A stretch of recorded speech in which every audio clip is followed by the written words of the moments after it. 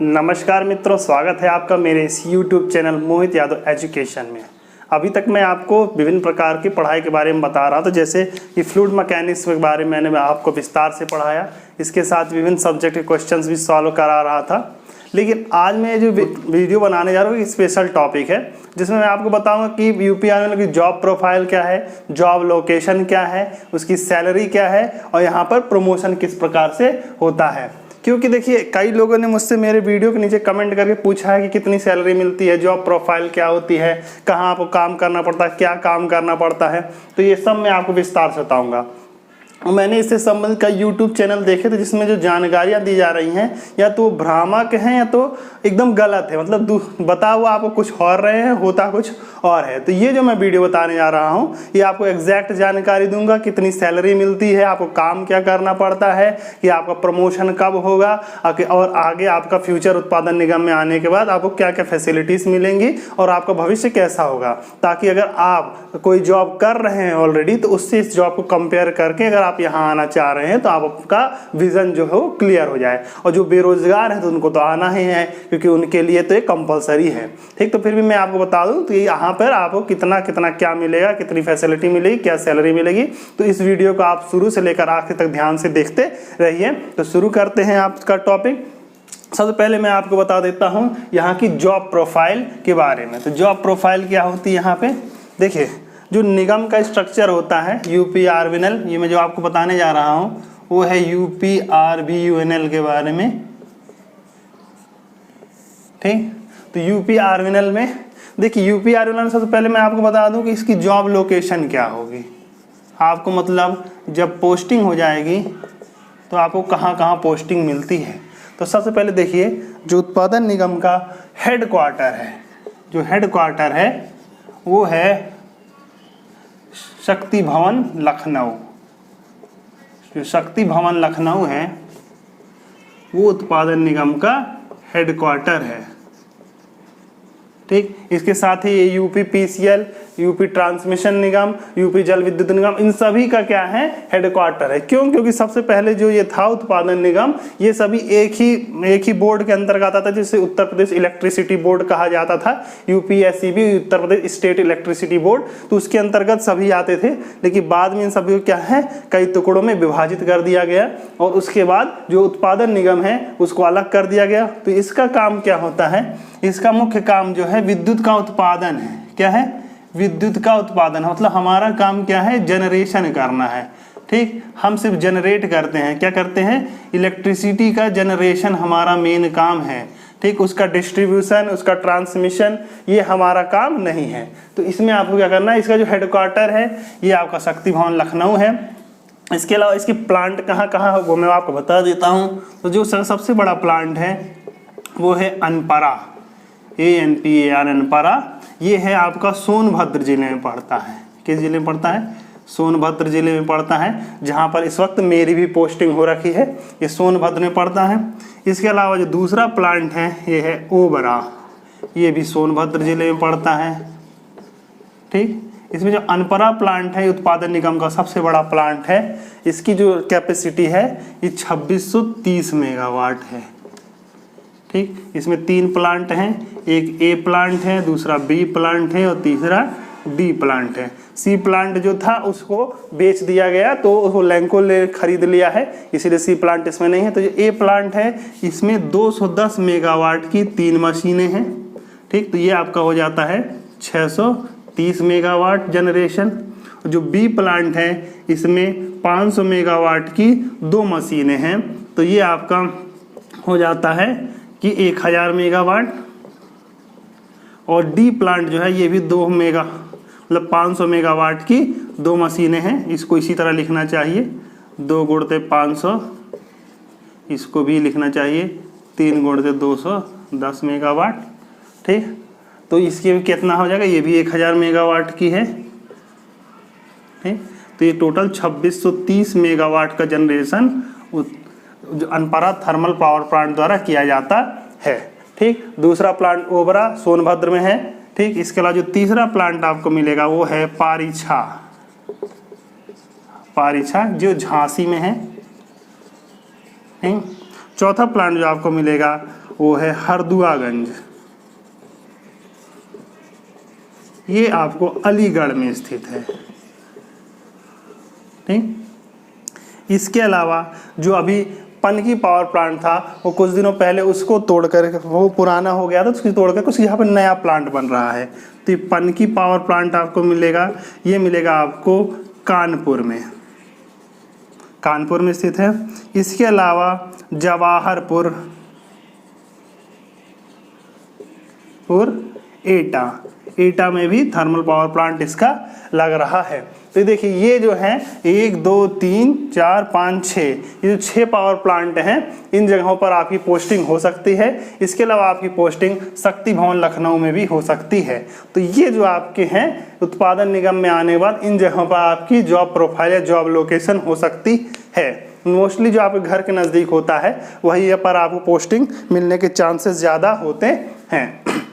ठीक, तो देखिए इसका पावर प्लांट। इसके अलावा भी उत्पादन निगम में कई ऐसे प्लांट हैं जो जॉइंट में है, मतलब जो दूसरे द्वारा चलाए जाते हैं लेकिन है वो उत्पादन निगम के। जैसे अभी घाटमपुर में एक प्लांट बन रहा है, उसमें 49% शेयर जो है उत्पादन निगम का है, बाकी 51% जो है वो नवेली लिग्नाइट का है।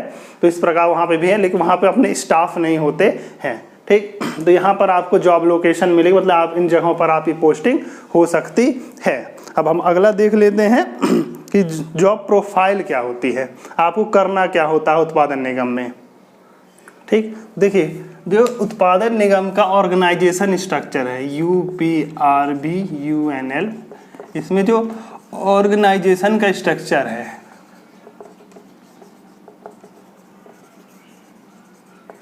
वो पहले जान लीजिए क्या है। देखिए जैसे आप ये हैं, आप यहाँ क्या है JE बनकर आएंगे, यानी जूनियर इंजीनियर होंगे।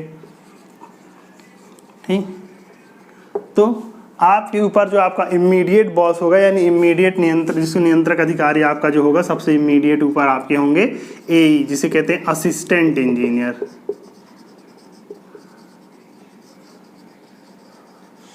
ठीक, असिस्टेंट इंजीनियर के जो ऊपर होते हैं वो होते हैं XEN, जिसे एग्जीक्यूटिव इंजीनियर कहते हैं।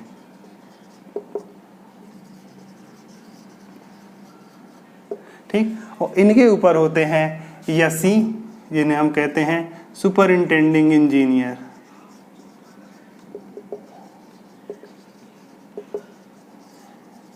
यानी अधीक्षण अभियंता। इसके ऊपर GM के ऊपर CGM, इसी प्रकार का स्ट्रक्चर ऊपर बढ़ता जाता है।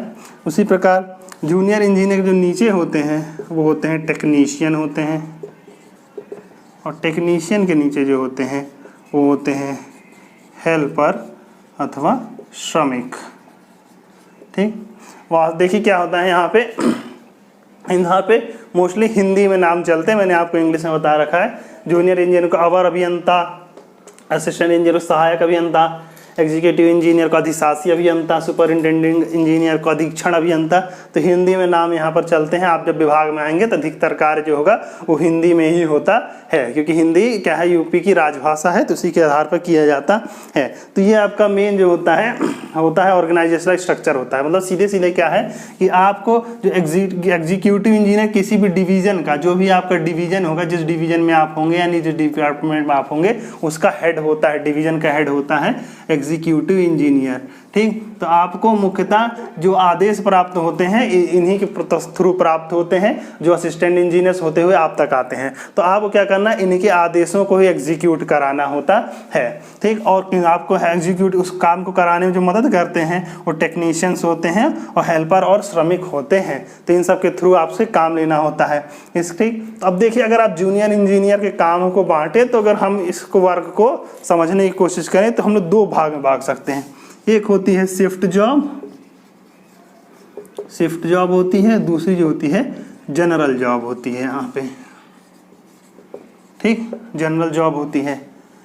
तो देखिए अब हम दोनों जॉब के बारे में आपको विस्तार से थोड़ा बता देते हैं। ठीक, तो देखिए सबसे पहले मैं आपको शिफ्ट जॉब के बारे में बता देता हूँ। जो शिफ्ट जॉब होती है किस प्रकार की होती है। देखिए शिफ्ट जॉब यहाँ पे होती है वो 8-8 घंटे की शिफ्ट जॉब होती है। वो आपकी रोटेटिंग शिफ्ट के फॉर्म में होती है। शिफ्ट जॉब कैसी होगी, शिफ्ट जॉब होगी रोटेटिंग शिफ्ट के फॉर्म में होगी। जैसे मॉर्निंग शिफ्ट होती है, ये मॉर्निंग शिफ्ट होगी, ये आपकी सुबह 6 बजे से लेकर के दोपहर 2 बजे तक होगी। अगर इवनिंग शिफ्ट होगी तो आपकी दोपहर 2 बजे से लेकर के रात 10 बजे तक होगी। ठीक, अगर यदि नाइट शिफ्ट अगर पड़ती है आपकी तो ये जो होती है 10 बजे से लेकर के सुबह 6 बजे तक होती है। तो ये शिफ्ट जॉब होती है। ये आपको देखिए कि इनका एक पूरा रोटेटिंग शिफ्ट होता है। मतलब जैसे अगर आप क्या है 3 दिन इवनिंग करते हैं, 3 डेज रेस्ट इवनिंग करते हैं, फिर 1 डे आपको रेस्ट मिल जाता है। ठीक, फिर 3 डेज आप क्या करते हैं, 3 डेज नाइट करते हैं, फिर 1 डे आपको रेस्ट मिल जाता है। ठीक, फिर आप क्या है 3 दिन मॉर्निंग करते हैं और फिर आपको 1 डे रेस्ट मिल जाता है। ठीक, मतलब 3-3 का सेट होता है और हर चौथे दिन आपको एक रेस्ट की मतलब उस दिन छुट्टी होती है अगर आप शिफ्ट जॉब में करते हैं। तो इस प्रकार ये टोटल 12 डेज का एक साइकिल होता है जो आपको कंटिन्यूअसली करना होता है। ठीक, कोई भी जो जूनियर इंजीनियर यहाँ पर आता है तो उसको मिनिमम 5 ईयर्स शिफ्ट जॉब करनी होती है। ठीक, तो देखिए शिफ्ट जॉब में करना क्या होता है। शिफ्ट जॉब जो होता है मेनली ऑपरेशनल वर्क होता है। कैसा होता है, ऑपरेशनल वर्क होता है। इसमें क्या है, जो प्लांट की विभिन्न मशीनें होती हैं जैसे बॉयलर है, टरबाइन है, ठीक, और उसके अलावा कंडेंसर और उससे संबंधित जो भी ऑक्सिलरीज हैं, जो मोटर्स हैं, ठीक, उन सभी की आपकी कंटिन्यूअस मॉनिटरिंग करनी होती है। उन सभी क्या करनी होती है, कंटिन्यूअस मॉनिटरिंग हो रही होती है, उसका डाटा नोट करना होता है। ठीक, उसकी लॉग बुक कंटिन्यूअसली आपको फीड करनी होती है। तो ये जो 8 घंटे की जॉब होती है, इस 8 घंटे पे आपको लगातार ये सब काम करते रहने पड़ते हैं और उन कामों को एग्जीक्यूट करते हुए 8 घंटे के बाद जब आपका रेस्ट हो जाता तो आप वापस आ जाते हैं। ठीक, तो इसमें क्या है, ये आपकी शिफ्ट जॉब है। ठीक, और अगर आपकी शिफ्ट जॉब ना हो क्योंकि जनरल जॉब होती, मतलब जनरल ड्यूटी में अगर आपकी ड्यूटी करनी होती, अगर जनरल ड्यूटी की जॉब पड़ती तो जो जनरल ड्यूटी की जॉब होती है वो मेंटेनेंस जॉब होती है। किसकी जॉब होती है, मेंटेनेंस की जॉब होती है। ठीक, मेंटेनेंस की जॉब होती है। मेंटेनेंस की जॉब में क्या होता है, ये जनरल ड्यूटी है, मतलब आपको ये सुबह 9 बजे से लेकर के शाम को 6:30 बजे तक या 7 बजे तक की जॉब होती है। लेकिन ये सिर्फ कहने का समय है, ये अगर ये क्या है सिर्फ ऑफिशियल टाइम कह रहे हैं, लेकिन वास्तव में जो जॉब होती है आपकी 24 घंटे की जॉब होती है, पूरे 24 आवर्स की जॉब होती है। कहने का मतलब है ये नहीं कि आपको 24 घंटे प्लांट में रहना है। अगर आपको जब भी जरूरत होगी तो आपको प्लांट में बुलाया जा सकता है। तो ये 24 घंटे की जॉब होती है, मतलब जब भी किसी प्रकार का शटडाउन होता है, किसी प्रकार का प्लांट का लाइट अप हो रहा है या प्लांट में किसी प्रकार की गड़बड़ी आई तो आपको बुलाया जा सकता है। तो ये तो सिर्फ कहने को जॉब है। तो ये जो होता है ये मेंटेनेंस जॉब होता है। इसमें जैसे किसी मशीन का ब्रेकडाउन हो गया, किसी मोटर का ब्रेकडाउन हो गया या कई प्रकार किसी प्रकार गड़बड़, तो उसको क्या है सही करना के लिए जो जॉब होती है वो मेंटेनेंस जॉब होती है। इसके अलावा जो मशीनें लगातार चल रही है उनका भी रख रखाव भी इसी के अंतर्गत आता है। तो ये 24 घंटे की जॉब होती है। इसमें क्या होता है, आपको मेनली जो काम कराना रहता है, जैसे कोई पंप है वो खराब हो गया तो उसको आपको सही कराना होता है, आपको खुद नहीं करना होता है। यहाँ पे टेक्नीशियंस होते हैं, हेल्पर होते हैं, इसके अलावा कॉन्ट्रैक्टर्स होते हैं। मेन जो होते हैं यहाँ पे कॉन्ट्रैक्टर, हर चीज़ के जितने भी वर्क होते हैं उन सभी कॉन्ट्रैक्ट दिया जाता है। तो उस कॉन्ट्रैक्ट को जो भी लेता है वो उसी अनुसार काम कराता है। तो आपको मेनली उस कॉन्ट्रैक्टर से वर्क को एग्जीक्यूट कराना है, फिर उसको वर्क देखना है, उसको सुपरवाइज करना है और जो भी आपको वर्क वहाँ से मिलेगा उसकी रिपोर्टिंग ऊपर करनी है। और यही प्रक्रिया आपको लगातार जनरल ड्यूटी में करनी। तो ये जो होता है अभी आपको होता है ये जेई का वर्क होता है। आपको जो इमीडिएट बॉस होगा वो एई होंगे, जो भी काम होगा आपको एई को रिपोर्ट करना होगा। आपको नीचे टेक्नीशियंस से और वर्कर्स से और जॉब से इन सब से आपको काम करवाना होगा, यानी उनसे काम में मदद लेनी करके आपको पूरा प्लांट को सुचारू रूप से चलाने में आपकी मदद करनी होगी। ठीक, यहाँ ये ध्यान दीजिए कि यहाँ इसमें कोई इस प्रकार की पब्लिक डीलिंग नहीं, मतलब इसमें किसी प्रकार का मेलजोल उनसे नहीं होगा, क्योंकि इसमें क्या है सिर्फ प्लांट है, मशीनें हैं, आपको उन्हीं पर काम कराना है। ठीक, जबकि यूपीपीसीएल की जॉब में क्या है आपसे पब्लिक मिलती है, ठीक, तो आप उनका काम कराते हैं। तो यहाँ पे पब्लिक वर्क उतना नहीं है, बिल्कुल, मतलब पब्लिक वर्क लगभग नेग्लिजिबल या शून्य है। ठीक, तो ये जो है आपका यहाँ पे जो प्लांट है मेन आपका जनरेशन का ही है। ठीक, अब आगे बढ़ते हैं तो मैं आपको बता देता हूँ कि उत्पादन निगम की सैलरी क्या होती है, क्योंकि कई लोगों को सैलरी सबसे ज़्यादा इम्पोर्टेंट होती है, ठीक, क्योंकि सैलरी देखकर ही हम लोग सैलरी के लिए ही जॉब करते हैं। अगर सैलरी नहीं मिलेगी तो कई लोग क्या, अधिकतर लोग जॉब, सभी लोग जॉब छोड़ ही देंगे। तो मैं आपको सैलरी समझा देता हूँ, ठीक। देखिए, जब 6th पे कमीशन चल रहा था, जिसे 6ठा वेतन आयोग कहते हैं, 6th पे कमीशन था, तब जो जॉब थी ये, तब इनका जो बेसिक हुआ करता था वो 12,540 बेसिक सैलरी हुआ करती थी, ठीक, और 4600 जो हुआ करता था वो ग्रेड पे हुआ करता था, 4600 का ग्रेड पे हुआ करता था। लेकिन अब क्या आ गया है, 7th पे कमीशन आ गया है, ठीक। तो जो 7th पे कमीशन में अगर हम देखें तो ये जो सैलरी है आपकी, ठीक, इसका बेसिक जो है वो लेवल 7, मतलब हम लोग को जो सैलरी आती है वो लेवल 7 के, मतलब इसकी जो बेसिक होगी वो 44,900 क्या होती है, इसकी बेसिक होती है। और 7th पे में ग्रेड पे सिस्टम नहीं है, तो इसमें जो हम लोग को बेसिक सैलरी होगी वो 44,900 है। ये ध्यान रखिए कि सिर्फ विद्युत विभाग की ही बेसिक यूपी में 44,900 है, ठीक, मतलब उसका ग्रेड पे जो है वो कितना है, 4600 का ग्रेड पे का जॉब है। इसके अलावा जो बाकी सारे विभाग हैं उन सभी जगहों पर जेई की जो सैलरी है वो 4600 ग्रेड पे की नहीं है, मतलब वहाँ पे जो है 4200 ग्रेड पे की है। तो उनका बेसिक जो है 4400 ना होकर के 36,000 समथिंग है, 36 या 39,000 समथिंग उसकी बेसिक है, ठीक। देखिए, बेसिक आपकी सबसे महत्वपूर्ण होती है, क्योंकि इसी पर ही बाकी सारी सैलरी आपकी डिपेंड करती है। तो चलिए एक बार सैलरी कैलकुलेट करके मैं आपको दिखा देता हूं। तो जो आपको सैलरी यहाँ मिलती है वो अगर आपको माने तो बेसिक सैलरी आपकी कितनी हो गई, बेसिक सैलरी हो गई 44,900 रुपये आपकी बेसिक सैलरी हो गई। इस पर लगता है डीए मतलब डियरनेस अलाउंस, जिसे हम लोग क्या कहते हैं, महंगाई भत्ता।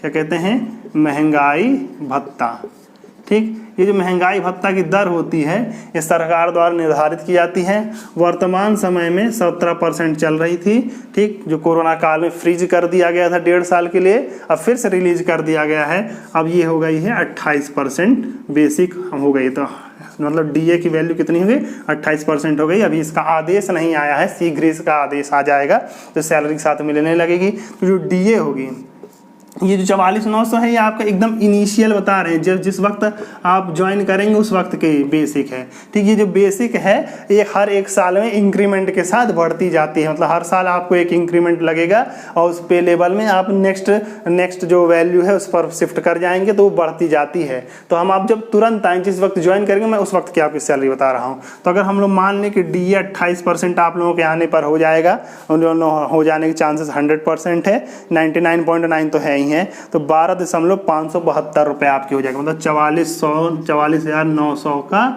0.28% जो सैलरी आपको मिल जाएगी डीए के रूप में, तो वो हो जाएगी 12,572 रुपये। कितनी हो जाएगी, 12,572 रुपया, ठीक फ्रेंड्स।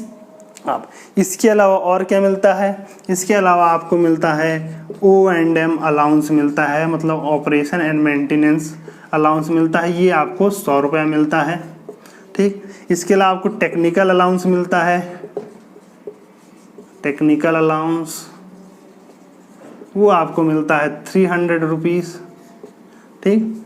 इसके अलावा आपको मिलता है SCA, जिसे कहते हैं site compensatory allowance, compensatory allowance. ये देखिए डिपेंड करता है कि आपकी पोस्टिंग किस प्लांट में है, ठीक। तो यहाँ पे जो अनबरा प्लांट में जिसकी पोस्टिंग होती है उनको ये मिलता है 1,000 रुपया, ठीक। जिनकी पनकी प्लांट में होती है उनको 600 रुपये मिलता है। अलग अलग प्लांट में इसकी वैल्यू अलग अलग है, ठीक। तो लेकिन 1,000 से ज़्यादा नहीं है, मैक्सिमम 1,000 होती है और मिनिमम 500 हो सकती है, ओके। तो डिपेंड करता है कितना है। तो ये SCA अलाउंस। फिर उसके अलावा आपको मिलता है शिफ्ट अलाउंस। अगर आप शिफ्ट ड्यूटी करें, हमने आपको 2 ड्यूटी बताई है, तो शिफ्ट ड्यूटी अगर आप कर रहे हैं तो आपको मिलता है शिफ्ट अलाउंस, ठीक। और अगर जनरल ड्यूटी कर रहे हैं तो आपको शिफ्ट अलाउंस नहीं मिलता है, आपको मिलता है पेट्रोल अलाउंस। क्या मिलता है, पेट्रोल अलाउंस, ठीक। अगर आप शिफ्ट अलाउंस कर रहे हैं, शिफ्ट ड्यूटी कर रहे हैं, तो शिफ्ट अलाउंस फिक्स होता है, ये होता है 1575 रुपया। आपको शिफ्ट ड्यूटी करने का मिलता है 1575 रुपया। लेकिन अगर आप जनरल ड्यूटी कर रहे हैं तब आपको पेट्रोल अलाउंस मिलता है, जिसकी जो 20 लीटर पेट्रोल के दाम होता है, जो 20 लीटर पेट्रोल होता है, 20 लीटर पेट्रोल के दाम के बराबर आपको पैसा मिलेगा। ठीक, तो इसे हम कहते हैं कि ये पेट्रोल अलाउंस हो जाता है। ठीक, तो इसमें मान लीजिए ये तो पेट्रोल के दाम पर निर्भर करता है, तो सब मान लेते हैं कि 1575 रुपये शिफ्ट अलाउंस हम अपनी तरफ से जोड़ दे रहे हैं सीधे सीधे, तो ये 1575 रुपये शिफ्ट अलाउंस मिलता है। इसके अलावा आपको मोबाइल बिल मिलता है, मोबाइल बिल। देखिए जब आप यहाँ प्लांट में आएंगे तो आपको एक सिम कार्ड दिया जाएगा BSNL का, जिस पे एक प्लान होता है, उस प्लान के हिसाब से आप जो यूज़ करते हैं उसका एक बिल आता है, और उस बिल को विभाग द्वारा रिम्बर्समेंट कर दिया जाता है। तो ये लगभग जो अभी आ रहा है वो 470 रुपये के आसपास आता है। ठीक, तो यदि हम इन सब को जोड़ दें, यहाँ आपके बेसिक से लेकर के यहाँ तक अगर हम इसको जोड़ दें तो जो आपकी ग्रॉस सैलरी बन गई वो बन गई 60,917 रुपया, 60,917 रुपया। ठीक, तो ये आपकी ग्रॉस सैलरी है। क्या है? ग्रॉस सैलरी, मतलब इतनी सैलरी आपको आपके नाम पर मिलती है। ठीक, लेकिन इतनी सैलरी आपको इन हैंड नहीं मिलती। तो इन हैंड कैसे मिलेगी? इन हैंड सैलरी निकालने के लिए मैं आपको यहाँ बता देता हूँ कि डिडक्शंस कौन कौन से होते हैं। ठीक, डिडक्शंस कौन कौन से होते हैं? सबसे पहला जो डिडक्शन होता है वो होता है CPF। CPF मतलब है कॉन्ट्रीब्यूटरी प्रोविडेंट फंड, मतलब आपकी सैलरी का 10%। 10% किसका? बेसिक और DA, बेसिक और DA दोनों का जो 10% होगा, बेसिक प्लस DA, इसका जो 10% होगा वो आपकी सैलरी से कट जाएगा। तो इन दोनों को जोड़ करके हमने जो बेसिक और DA का 10% निकाला है वो लगभग आया है 5747 रुपया।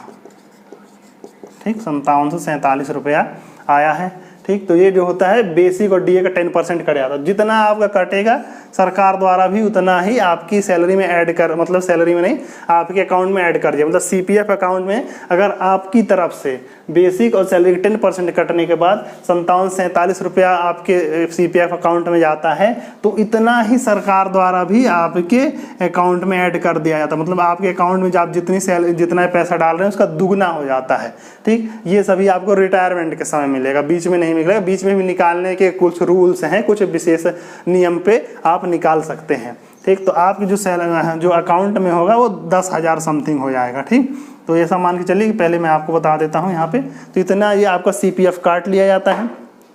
इसके अलावा आपको इलेक्ट्रिसिटी, रूम रेंट, देखिए जब आप यहाँ पर उत्पादन निगम में आएंगे तो आप जिस भी प्लांट में आपकी ड्यूटी होगी, मतलब जहाँ पर भी आप रहेंगे तो वहाँ पे आपको रहने के लिए एक आवास उपलब्ध कराया जाएगा।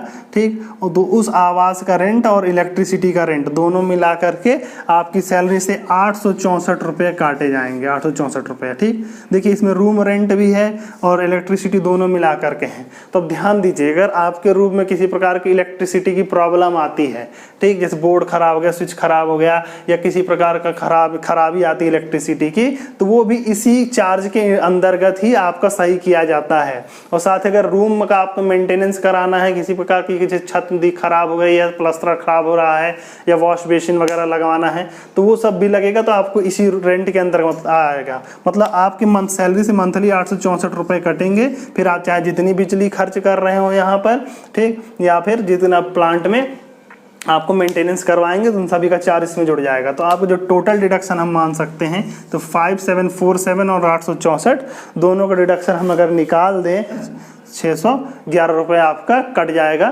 तो इसमें से अगर हम 6 से 116611 6,611 रुपये घटा दें तो कितना आएगा? 6 0 9 में से 6 गया बचा 3, 9 में थे 10 में 6 बचा 4, 54,306 रुपये आपको इन हैंड मिलेगा।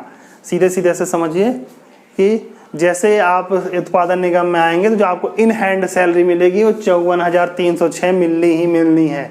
इससे कम आपकी सैलरी नहीं होगी। तो ऐसा मान लीजिए ये आपकी सैलरी हो गई है। ठीक, अब देखिए, अब जो दूसरी चीज़ आप पूछ रहे हैं कि प्रमोशन कैसे होता है। तो देखिए ऐसा मानिए, मैं आपको प्रमोशन बता देता हूँ यहाँ पे प्रमोशन का स्ट्रक्चर। देखिए प्रमोशन का स्ट्रक्चर जो है यहाँ पे जेई से जो प्रमोशन होता है वो एई पे होता है, और एई से जो प्रमोशन होता है वो एक्सीएन पे होता है। ठीक, मतलब जब जेई प्रमोट होगा तो जेई प्रमोट होकर के क्या बन जाएगा, एई हो जाएगा, और एई प्रमोट होकर के फिर क्या बन जाएंगे, एक्सीएन प्रमोट हो जाएंगे। और अगर और समय आपको रहा तो आप प्रमोट होकर ऐसी बन जाएंगे, मतलब अधीक्षण अभियंता बन जाएंगे। ठीक, देखिए जेई से जो एई का प्रमोशन होता है किस प्रकार होता है, जो एई की सीटें होती हैं उसका 50% जो है वो फ्रेश वैकेंसी होती है। फ्रेश वैकेंसी मतलब वैकेंसी निकाल करके हम लोग फ्रेशर्स को यहाँ पे लेते हैं, और जो बाकी 50% होता है वो प्रमोशन से लिया जाता है। इसलिए आता है तो प्रमोशन से। तो इस 50% में भी जो 40% होता है वो जो जेई हैं उनमें से लिया जाएगा, और जो 8% है उनको लिया जाएगा जिन्होंने जेई में बीटेक या डिग्री कर ली है, बीटेक या डिग्री होल्डर हैं, या फिर कभी कुछ लोग एएमआई कर लेते हैं, तो इनको 8% इनको प्रमोशन दिया जाता है। मतलब जैसे समझिए, देखिए यहाँ पर ध्यान रखिए, जो प्रमोशन है सीधा सीधा आपकी एक सीनियरिटी लिस्ट बनती है, वरिष्ठता सूची जिसे कहते हैं, सीनियरिटी लिस्ट। देखिए सीनियरिटी लिस्ट बनती है आपके रिटर्न में जो भी मार्क्स आएंगे, इसीलिए आपके जो रिटर्न में मार्क्स हैं बहुत ही इंपॉर्टेंट हैं। तो रिटर्न में जो मार्क्स आएंगे उस पर ही आपकी सीनियरिटी बनेगी। ठीक, इसी सीनियरिटी से मान लीजिए 1 2 3 4 5 6, इसी में आपको एक सीनियरिटी नंबर आपका आ जाएगा, तो उसी के हिसाब से प्रमोशन होगा। जो 40% होगा वो इस सीनियरिटी लिस्ट से प्रमोशन होगा, और जो बाकी 8% है इसी में जो लोग बीटेक किए होंगे उनको भी यहाँ पे दे दिया जाएगा। तो ये उनके लिए एक्स्ट्रा है, मतलब 40% में तो होगा ही प्रमोशन, 8% आपको एक्स्ट्रा मिलेगा। मतलब अगर आपने डिग्री कर रखी है, एमआई कर लेते हैं, ठीक, या बीटेक या बीई कर लेते हैं, तब आपको 8% एक्स्ट्रा लाभ मिलेगा। ठीक, तो इस प्रकार से जो प्रमोशन होता रहता है। ठीक, लेकिन देखिए क्या होता है कि ये प्रमोशन कभी कभी मतलब क्या होता है कि ऊपर की सीटें खाली हो नहीं हो, तो डिपेंड करता है, उस पर डिपेंड करता है कितना समय लगेगा। ठीक, तो उसको कंपनसेट करने के लिए यहाँ पे एक नया कॉन्सेप्ट दिया गया है जिसे कहा जाता है टाइम स्केल। ठीक, इसका टाइम स्केल जो होता है 9-5-5। कहने का मतलब है कि अगर आपका 9 साल से पहले प्रमोशन हो जाता है, 9 साल से पहले प्रमोशन हो जाता है, तो आपको क्या किया जाता है, आपको सैलरी एई की मिलने लगेगी। लेकिन अगर आप 9 साल के अंदर आपका प्रमोशन नहीं किया जाता तो आपका एक समयबद्ध टाइम स्केल लगा दिया जाता है, मतलब आपकी सैलरी उस स्तर तक बढ़ाने का प्रयास करते हुए 9 साल बाद आप उसको मतलब अगले स्तर की, फिर उसके 5 साल बाद अगले स्तर की, उसके 5 साल बाद अगले स्तर की सैलरी तक पहुंचाने का प्रयास कर दिया जाता है। मतलब उसकी आपकी सैलरी बढ़ा दी जाती है उस स्तर तक। अगर आपका प्रमोशन नहीं हो सकता है तो अगर प्रमोशन हो जाता है तो सैलरी आप वो बढ़ ही जाएगी, क्योंकि आप उस पद पे पहुंच जाते हैं। तो ये यहाँ पे प्रमोशन और टाइम स्केल का मतलब आपकी सैलरी बढ़ने का क्रम है। ठीक, देखिए जो सरकारी कर्मचारियों की सैलरी होती है वो साल में 3 बार बढ़ती है। ठीक, 3 बार बढ़ती है मोटा मोटा। एक नंबर एक क्या होता है, एक इंक्रीमेंट होता है। क्या होता है, इंक्रीमेंट होता है। ये जुलाई में या फिर जनवरी में। ठीक, आपकी पोस्टिंग जिस प्रकार से होगी, अगर आपकी पोस्टिंग जुलाई से दिसंबर के बीच में होगी तब आपका जो इंक्रीमेंट लगेगा वो जुलाई में लगेगा, और अगर आपकी पोस्टिंग जनवरी से लेकर जून के बीच में हुई तो आपका इंक्रीमेंट क्या है, जनवरी में लगेगा। इसके अलावा साल में 2 बार सरकार डीए बढ़ाती है, तो इससे तो मतलब साल में 3 बार आपकी सैलरी बढ़ती है। तो आपकी सैलरी साल में 3 बार बढ़ती है। तो इस प्रकार आप सब लगभग समझ ही गए होंगे। फिर भी अगर आपके पास कोई क्वेश्चन है या कोई क्वेरी है तो नीचे कमेंट बॉक्स में कमेंट कर दीजिए। ठीक, तो आप लगभग समझ गए होंगे कि आपको क्या सैलरी मिलेगी, क्या प्रमोशन मिलेगा, आपका फ्यूचर किस प्रकार होगा। ठीक, तो आप यहाँ पे अपना तय कर सकते हैं उसी प्रकार से, और तैयारी करते रहिए। ठीक, अगर आपको हमारे वीडियो पसंद आए तो इसे लाइक करें, शेयर करें। इसके अलावा मैंने अपने ही चैनल पर फ्लूइड मैकेनिक्स को विस्तार से पढ़ाया है, साथ ही फ्लूइड मैकेनिक्स, हीट ट्रांसफ़र और थर्मोडायनेमिक्स के क्वेश्चन में सॉल्व करा चुका हूँ, ठीक। तो उसका लिंक आपको डिस्क्रिप्शन में मिल जाएगा, तो आप वहाँ जाकर के उसको पढ़ सकते हैं। उसमें मैंने उत्पादन निगम में किस स्तर के प्रश्न आते हैं उसके विषय में भी बताया है, और साथ में उससे संबंधित क्वेश्चन भी लगातार सॉल्व करा रहा हूँ। तो आप बना रहिए हमारे साथ, क्योंकि कोई भी लक्ष्य बड़ा नहीं, हारा वही जो लड़ा नहीं। धन्यवाद।